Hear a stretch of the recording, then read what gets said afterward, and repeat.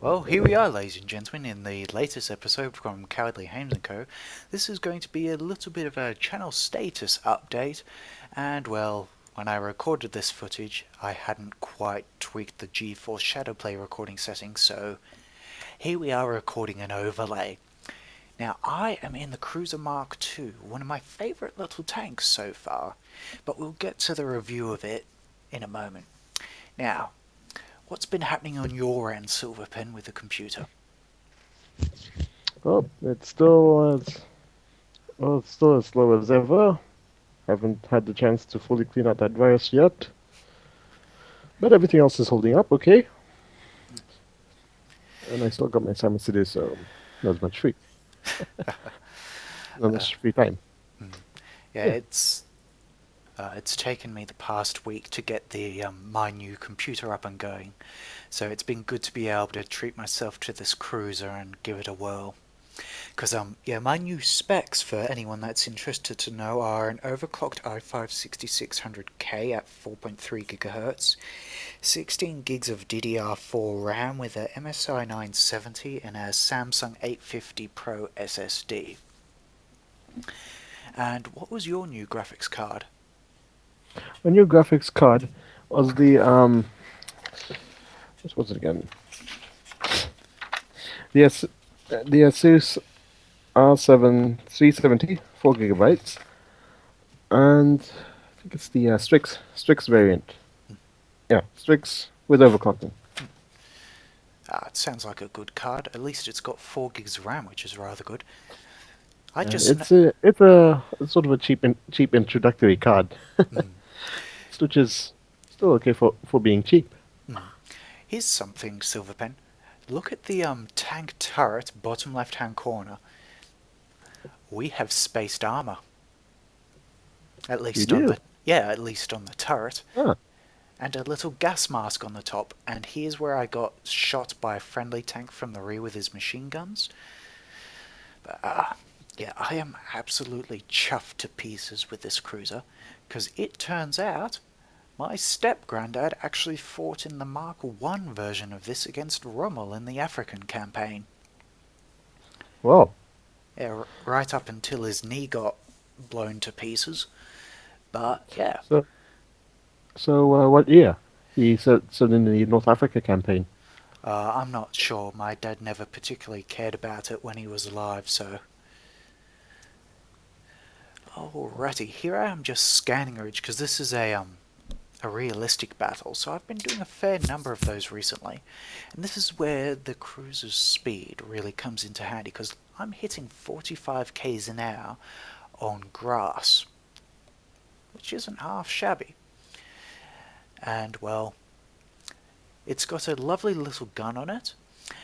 The shells won't kill a tiger, not unless you're at point blank range, but the firing rate is delightful. What do you remember liking about it from, oh, hello tree. Oh, this may go south, Silverpen. Oh god. Oh god. Nature loves you. Contact! We've got tracer fire coming in through this bush. I fire, I miss. Oh god. Oh, they're everywhere. And they know you're there. And that one's getting pretty Oh god, strangely reverse. close. Yeah. So I was pretty sure that was the flash was pretty. Oh, Charge the light brigade, anyone? But you can see just how rapid firing this gun is, and I even got 2 shots just then.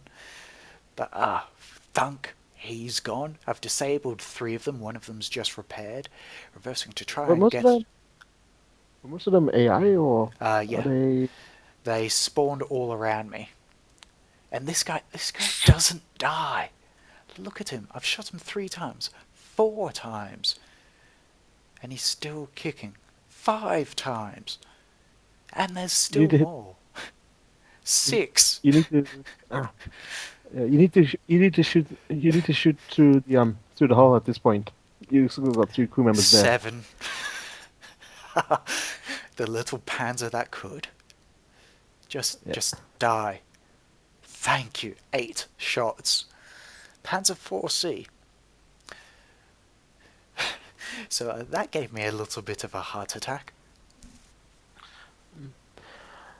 So, so just to keep in mind is that with your faster firing rate, despite your faster firing rate, you still need to be opportunistic and actually aim. Because the moment you start firing, you should not stop.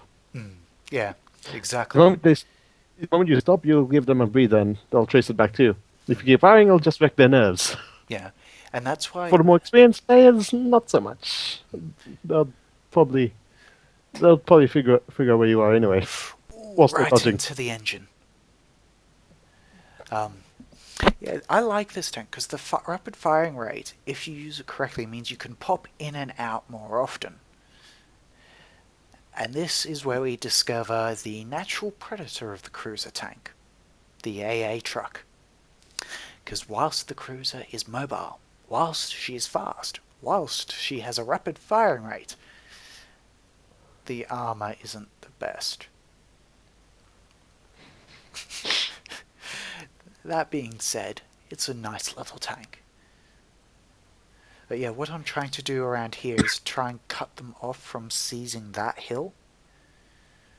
And I'm trying to get closer to the hill, so I'm only potentially facing them from one direction.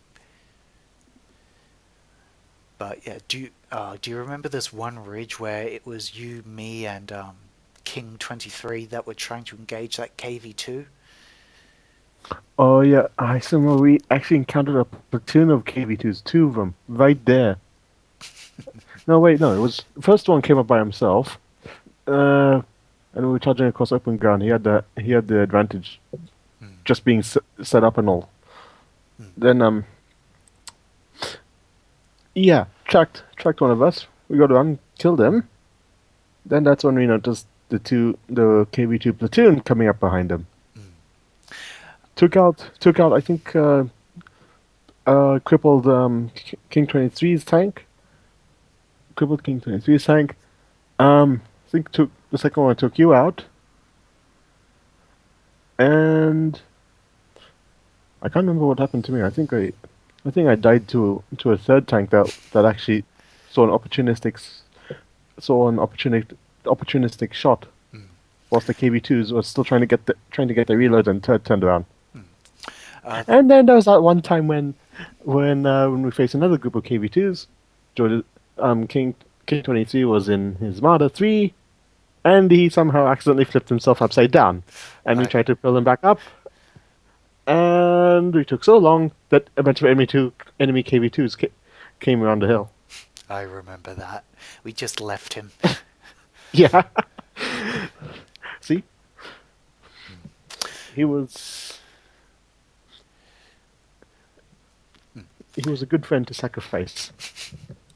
He was a sacrifice we were willing to make. Now, A friend who understood. this is the Road to the Rhine map. I shoot that guy just knocking out his engine and radiator, then getting a kill assist by hitting his fuel tank. I have to say there's a lot of cover on this map as well as a nice mixture of open spaces with plenty of rubble, knocked out tanks, 88 emplacements, that sort of thing. Now, here I am following a T-50. We sight someone downrange. I think this is like a full urban map, full Uh, urban map yeah, there's a little. compared compared to the Berlin one, which still had a fair bit of open ground. There is a little bit of parkland to the eastern side of things, but that's about it. But yeah, it's a like there's really cloak and dagger opportunities in some of the ruins, as well as long range engagements down the various highways. Yeah. But so far, I'm really liking Uh, this map. Ugh, and a little just bit of imagine drift. this. Imagine this. The sneaky mobile Shermans just sneaking around here, and Did you see that shot? I knocked out both his tracks in a single blow. yeah, Meet me. Ugh. doing and having tigers and panthers using their long range guns and just camping at certain points for a bit, waiting for you to come around. And boom! All of a sudden, your driver's dead, Mm. or your third crew's dead. I just delivered that man his tent. He forgot it on our side of the map. Yes, little known fact is the cruiser actually has a high velocity tent delivery system called the gun. It delivers these tents to the crew members without them even having to go to the bother of opening their tanks through its armor piercing capabilities. Straight to the crew, or straight to you. Straight from me No to matter, the crew. no, absolutely nothing stops the delivery. Absolutely nothing. Except for my driving. And Yes. here I get my gunner taken out just as I have shot on his rear and then side. Oh well. Yeah, you can see it was from a flak truck again. In my Uh, experience, those flat trucks with yeah, a faster firing rate is going to be pretty annoying because mm, you can just you can just spray you with the same amount of shells as you could spray them. mm. And actually at this tier you don't really have the armor to be able to repel them. Yep. What's your take on this tank from what you've seen so far? Faster firing rate. It's quite fast. The traverse seems to be quite nice. Although, um, yeah, you need to take probably careful. You'd probably need to take still need to take careful aim. It's kind of pointless moment that if you already killed the third crew and you're just firing into the third again, you'll need to you'll need to switch to hitting the hull or switch or wait till the guy turns his turret around. Mm, Because I'm pretty sure that with the gun caliber you can't shoot through you can't shoot through the oh, cannon breach. mm. Yeah, with this gun it's less of a blunderbuss and more of a chisel or a scalpel, if you will. Yep, that's what it is. You're just basically tossing a bunch of daggers Mm, or making a bunch of little cuts. mm. And So I'd probably say that if you want to probably engage the bigger tanks, you might want to take your time in actually crippling them first, yeah, rather than rather than just shooting the first part you see. Unless you want to be this distraction or the bait or the cannon fodder. mm. Yeah, especially if you're engaging anything higher tier than you in this, it'll definitely be a case of picking the enemy tank apart. Yep. I don't think the shrapnel rounds.